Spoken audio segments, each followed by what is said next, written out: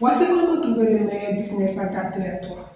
Plusieurs personnes cherchent des idées de business. Ils vont sur YouTube, sur Facebook ou d'autres outils pour avoir des idées de business. Mais pour eux, ils cherchent réellement les idées de business rentables pour pouvoir se lancer. Alors, dans cette vidéo, je vais te donner quelques éléments qui vont t'aider à toi-même à t'asseoir, à t'assumer pour avoir le meilleur business, pour que tu puisses te lancer, même si quelles que soient les difficultés, tu pourras surmonter.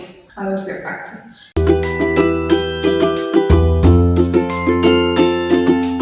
Salut mes stratèges de YouTube, bienvenue sur ma chaîne. Pour des personnes qui ne me connaissent pas, je suis ici Antoine, stratège en e-commerce et web entrepreneur. Sur cette chaîne, je parle de l'e-commerce, je parle de dropshipping, je parle des de business, je parle aussi de la motivation. Si cette thématique t'intéresse, il y a deux choses à faire. La première des choses est de vous aborder d'activer la cloche de notification.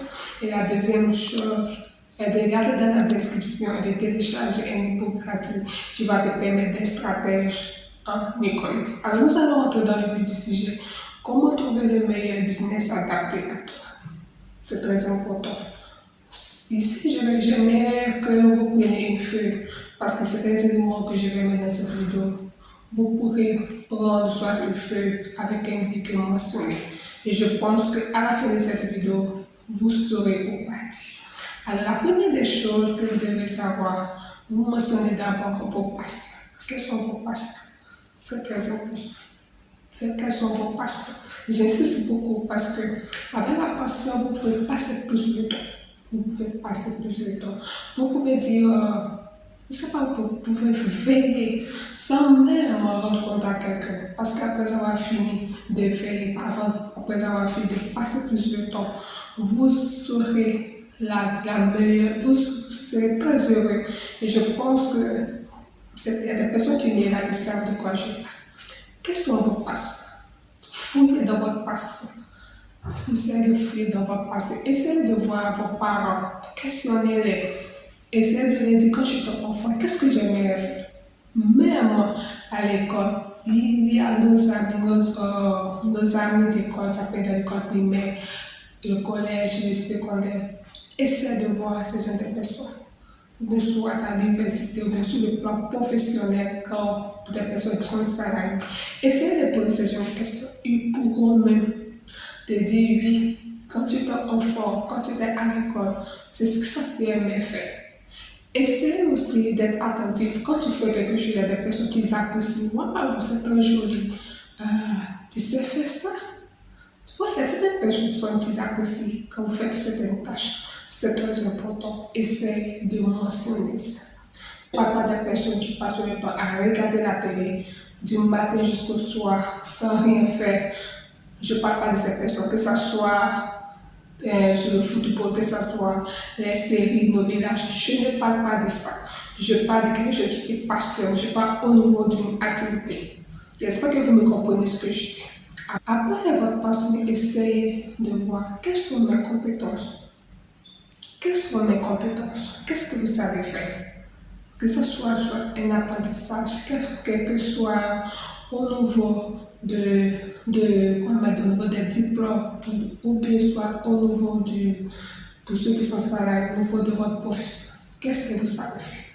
C'est très important. Ça peut être soit dans la décoration, ça peut être soit dans l'enseignement, vous aimez enseigner, ou bien soit aussi vous aimez faire des photos. C'est-à-dire, tant que vous ne prenez pas votre photo pour pouvoir prendre une photo, chaque fois, vous essayez de prendre une photo de telle personne. Quand vous montrez à ce dernier, vous vous dites, ah, la photo est tellement jolie.